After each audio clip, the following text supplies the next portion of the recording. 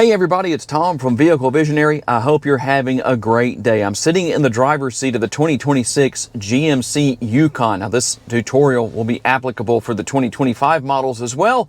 I'm going to show you how to manage your collision detection systems. We're going to go to Settings, Vehicle, and then right down here, Collision and Detection Systems, as you can see. And it's really pretty easy to do this. You can go into some of these menus right here, or some of these options I should say, in the menu, and you can make changes. You can go with the safety alert seat on the alert type, as you can see, and if you don't like that, you can go to beeps instead. I'm going to leave that set as it is. Forward collision avoidance, and depending on what you want, you can go with alert and brake alert, or you can turn it off.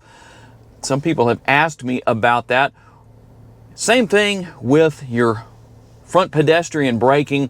This is really pretty simple to figure out, but since somebody asked, we've had a few people ask about that, I'm going to do the same with this and just show you what all is here. So a lot of these are the same. However, you will see that it's a little bit different with side bicyclist alert. You can turn that on or off right there, or you can click into that option. And as you can see, the reason that you have a little bit of a different look with that as far as the check mark goes, because there's only two options. It's either on or it's off. You can't change it to beeps or whatever the option it may be. So that's all you're going to have.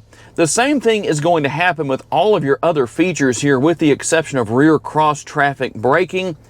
Again, we're going to have that either off. You can have alert only or alert and brake. So it really depends on what your preference is and what you like. Some people may like that, some people may not, as far as having the braking involved. But there is how you basically do that. You can see the same thing with rear pedestrian alert. So I hope that helps out to answer the question that one of you asked in a previous video. If you have any questions about anything on these vehicles, a tutorial you would like to see me make, whether it's on a GMC or something else, tell me down in the comment section and I'll make that video for you. Thanks for taking the time to watch. I'll see you next time.